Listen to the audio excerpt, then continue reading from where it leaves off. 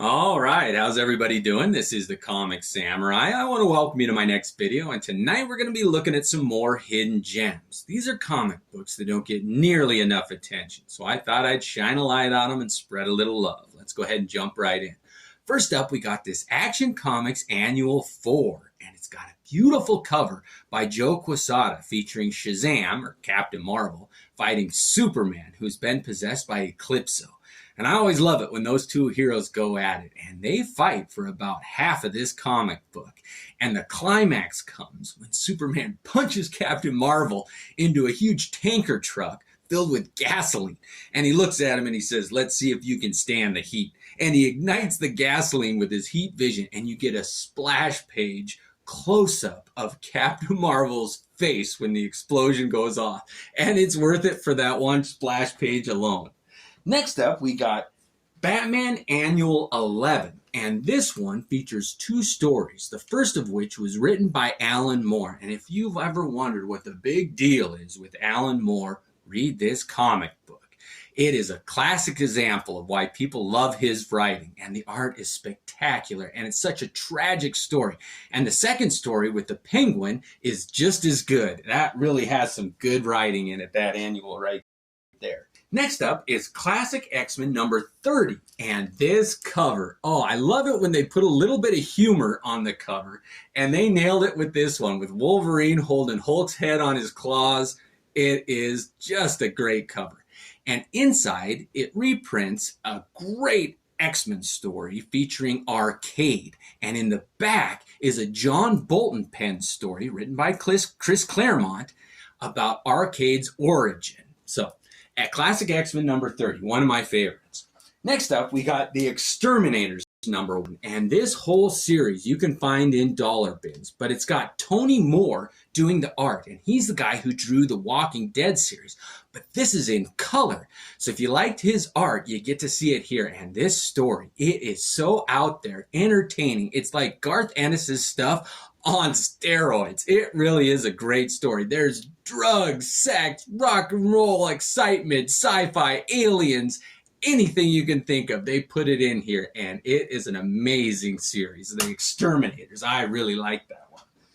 Next up is Tales of the Green Lantern Corps Annual 3. And this has got a ton of stories in it, but they are all so imaginative. And I wanted to tell you about a couple of them. There's one where John Byrne pens it and he draws it, and it's looking at death in a different way than I've ever seen it. And every one of these stories just surprised me. And I didn't know much about the Green Lantern, and I didn't know how things worked, but man, are they creative with this storytelling. You should really read this comic book. It is entertaining. Next up, we got a series called Just a Pilgrim, and it was put out by Black Bull Comics, which was a company kind of created by Wizard Magazine. But it's written by Garth Ennis. It's got a cover by Mark Texiera, and the interiors are done by that Carlos Ezquerra, I think is how you say his name. And what a series. Oh, it's like Mad Max meets Unforgiven. That's a perfect way to describe it. It really is post-apocalyptic goodness at its best. All right, next up we got a series called Oz, put out by Caliber Press. And this is number 1. And I got this one graded because I love that character of Jack Pumpkinhead. But there's another version of number 1 right here that it's not as good as the other one, in my opinion. But this Oz series, oh, it takes a realistic look at those characters and an adult look at how they handle things. And Dorothy's got to go to Oz. And oh, this Scarecrow character, he's frightening in this series. But that's number 1. I just wanted to show the covers on these next couple because they're unique. This is issue 2, and it features the Scarecrow. And you can tell by the way he's sitting there that he is not that happy-go-lucky character that was presented in the movie. This is for grown-ups, and they really did nail this series. Each one of the first couple issues features one of the lead characters. Now, here's the Tin Man on issue number 3, and I really like their take on the Tin Man. He really looks foreboding.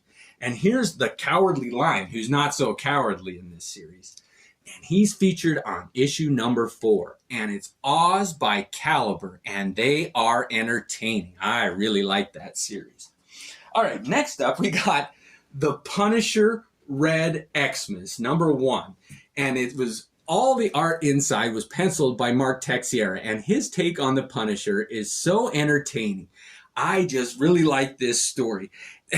There's a fight in it where he fights like a girl version of a Punisher who's like a Sicilian assassin. And they have a great fight. At one point, he's kind of got her pinned down.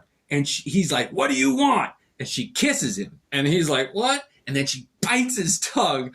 Oh, it is such a great series. It really is a good Christmas story. If you want a fun, quick, well-drawn, well-written Punisher Christmas story, that's the one for you.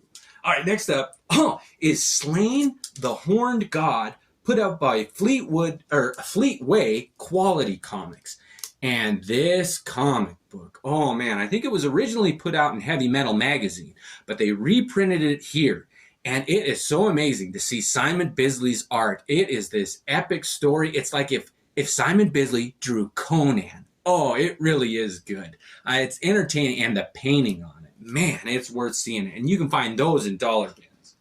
Next up, we got Vampirella Flipbook by Harris Comics. And it's got 2 stories in it, but the main one is one that's written by Kurt Busiek. I think that's how you say his name. And it's drawn by Art Adams. And if you ever want to see Vampirella drawn how she's supposed to be drawn, it is in this comic here. It is a great story. Vampirella fights these giant bugs, and it's Art Adams doing Vampirella. I mean, what else do you need to say? That is a hidden gem. I love that comic. All right, next up is Swamp Thing Annual number 2. And this comic, written by Alan Moore. If you liked that Batman annual, you will love this Swamp Thing annual. Oh, it really takes you on a journey. It is haunting. It's where Swamp Thing has got to rescue his girlfriend from hell.